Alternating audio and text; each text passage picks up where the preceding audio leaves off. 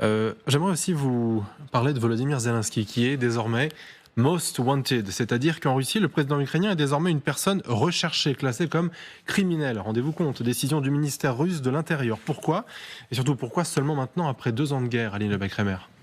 Alors, il y a plusieurs pistes qui ont été rappelées par plusieurs sources ukrainiennes. Une très officielle par la voix de Dmytro Kuleba qui a réagi en disant que c'était surtout un signe de désespoir et que la propagande russe ne sait plus quoi inventer sur le sujet, et de rappeler accessoirement que le vrai mandat d'arrêt effectif, réel et exécutoire dans 123 pays, c'est le mandat d'arrêt sur la tête de Vladimir Poutine, émis en mars 2023 pour crimes de guerre et déportation d'enfants. Donc après, on peut se dire que derrière c'est pas exactement la première fois que des officiels ukrainiens et étrangers sont mis sur ce genre de liste. Il y en a 700 en tout. Donc Volodymyr Zelensky rejoint avec Poroshenko notamment une longue liste de ministres, Kaja Kallas, la première ministre estonienne. Mais pourquoi pas dès le premier jour de la guerre ? Pourquoi est-ce qu'il n'a pas figuré sur cette liste dès le début ? Alors ça, c'est une excellente question, mais on peut se dire que c'est la cartouche ultime en ce moment pour pouvoir attaquer aussi, et voilà, je l'ai déjà dit mais je le redis, pouvoir attaquer la réussite de la fameuse conférence de paix initiée par les Ukrainiens en vue de libérer notamment leurs civils, dont leurs enfants, qui aura lieu les 15 et 16 juin en Suisse. Donc on peut se dire que c'est une tentative un peu, en effet, désespérée, pour reprendre la formule de Dmytro Kuleba, que d'envoyer un message à d'autres pays qui hésiteraient à venir encore ou pas, de se dire mais regardez, pour rendre Zelensky infréquentable. Voilà, exactement. Donc c'est une piste d'explication, tant on sait qu'en ce moment, alors où on parle, vraiment les machines industrielles de propagande d'agents et d'influence sont lancées pour mettre en péril la tenue et la réussite de cette conférence de paix. Donc ça intervient sûrement en ce moment. Je précise quand même, Aurélien Duchesne, que pour rechercher une personne, il faut un chef d'inculpation, si j'ose dire. Sauf que là, on dit qu'il aurait, Volodymyr Zelensky, donné l'ordre de bombarder des villes pacifiques comme Donetsk et Belgorod. On lui reproche aussi des crimes contre l'humanité et une guerre fratricide qu'il a déclenchée avec l'OTAN. Bien, ça, ces chefs d'accusation, il n'y avait pas encore les formes légales, mais ils étaient présents avant même l'invasion de l'Ukraine. Quand Vladimir Poutine accuse l'Ukraine d'avoir commis un génocide contre sa propre population de le Donbass, il y avait déjà, à l'encontre de Zelensky, une rhétorique qui était en réalité calquée sur celle des Américains à l'encontre de Saddam Hussein. Quand Vladimir Poutine, à 4h du matin, le 24 février, fait son discours de libération de l'Ukraine des nazis, drogués, coquets, héroïnomanes, satanistes, il y avait vraiment, on calquait sur Zelensky tout ce que les Américains avaient reproché à Saddam Hussein.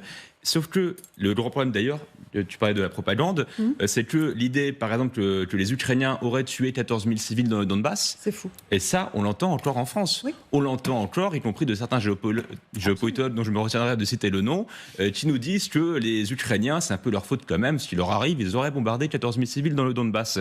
Eh bien, depuis le début de la guerre, Zelensky est catalogué génocidaire par le Kremlin, et pas besoin de mettre les formes légales. Une bonne partie de l'opinion, notamment dans le fameux Sud global, achète ce récit que Zelensky, au fond, est pire que Poutine. Claude Blanche-Maison, vous êtes d'accord avec ça ? C'est-à-dire que ça peut quand même avoir un impact diplomatique, même léger, sur certains pays ? Diplomatique, à mon avis, aucun. Je suis tout à fait d'accord avec ce qui vient d'être dit. En effet, Zelensky a été qualifié de néo-nazi dès le départ par Poutine. Et le fait que le ministre de l'Intérieur ajoute son nom avec celui de Poroshenko sur la liste des criminels, c'est probablement parce que, en effet, le Kremlin a demandé à chacun de ses ministres s'il y avait une idée pour faire quelque chose de plus. Donc il y a une sorte de concours de beauté par rapport au chef du Kremlin, et c'est un peu futile, je dirais, parce que c'est nul et de nul effet. Sauf si ça nous montre, en effet, Vincent Crouzet, qu'on cherche désormais à arrêter physiquement Volodymyr Zelensky. Je précise quand même qu'il se rend fréquemment du côté du front, donc ça pourrait être une occasion de mettre la main sur le président ukrainien, non ? Alors, Guillaume, tant que ce n'est que ça, ça va, parce que je pense que malheureusement, les objectifs de Poutine concernant Zelensky sont beaucoup plus funestes qu'une arrestation. Donc tant que c'est wanted, tant qu'on en est là, on sait qu'il y a eu à peu près une vingtaine de tentatives d'assassinat qui ont été déjouées contre Zelensky et sa famille. Donc en fait, je pense que le régime russe souhaite aller au-delà de tout ça. Non mais en fait, soyons sérieux. De toute manière, en guerre, les faits priment sur le droit. Les gesticulations judiciaires russes, c'est absolument grotesque. Vous avez été un peu dur en parlant des Dalton tout à l'heure, Guillaume, parce que les Dalton sont pas très malins. Je ne sais pas lequel des quatre correspondrait à Zelensky, parce que même Joe, même s'il est teigneux, bon, on ne peut pas dire que ce soit un exemple. On pourrait dire qu'ils s'en cherchaient, mais qu'ils y échappent à chaque fois. Voilà, Alors, absolument. Il y a une blague sur les réseaux ukrainiens à propos de cet avis de recherche, donc on le dit solennellement, il semblerait qu'il soit à Kiev en ce moment même. Donc oui, il le cherche. Voilà. Oui, des fois qu'on a un doute, mais justement, donc, oui, il y a un côté encore une grotesque. fois, où est-ce qu'on en est de cette volonté supposée, en tout cas de la part de la Russie, de s'en prendre physiquement à Volodymyr Zelensky?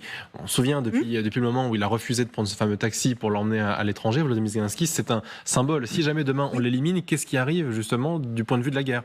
Alors, ce qui peut arriver notamment, et ce qui a été déjoué, il y a un gros attentat, n'empêche, qui a été déjoué encore il n'y a pas si longtemps en Pologne, une tentative d'assassinat. On en a parlé ici, donc de rappeler que oui, l'objectif absolu des Russes, c'est donc de tuer des Ukrainiens. Ils en tuent régulièrement, assez tous les jours, d'une manière générale, et de faire que les institutions, l'État tombent.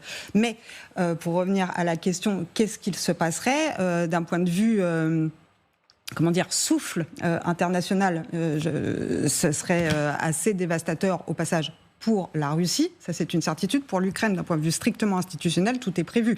De toute façon, l'État ne s'effondrerait pas. Tout est fait en ce moment, si vous saviez, pour ne pas que ça tombe, parce que l'Ukraine, c'est l'État, ses institutions, son Parlement, et ce sont des cibles en soi pour le Kremlin.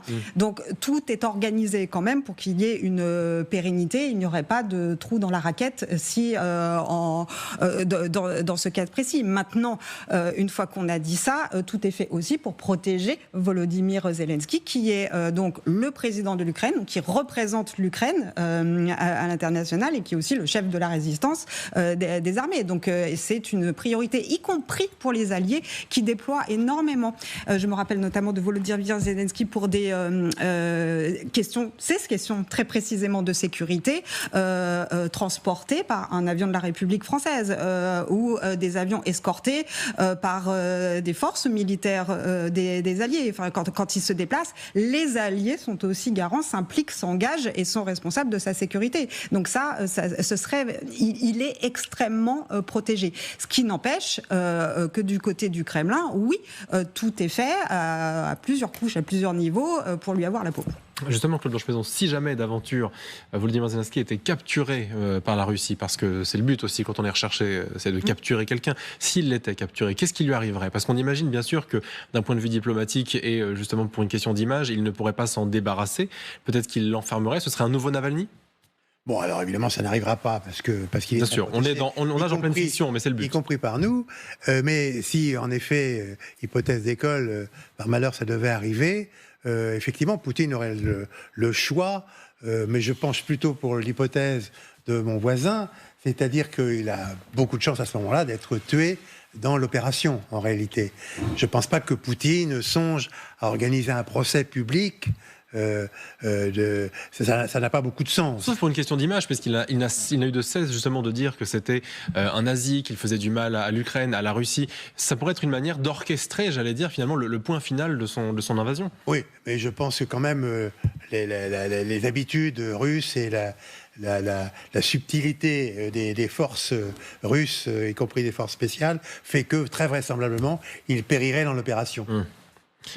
Vu le profil on parlait quand même des tentatives des assassinats, vu le profil des personnalités, si je puis dire, de Wagner qui étaient lâchées dans Kiev le 24 février 2022 pour l'assassinat, a priori, il n'était pas question de procès sur le long terme, il était question vraiment de l'éliminer. Évidemment.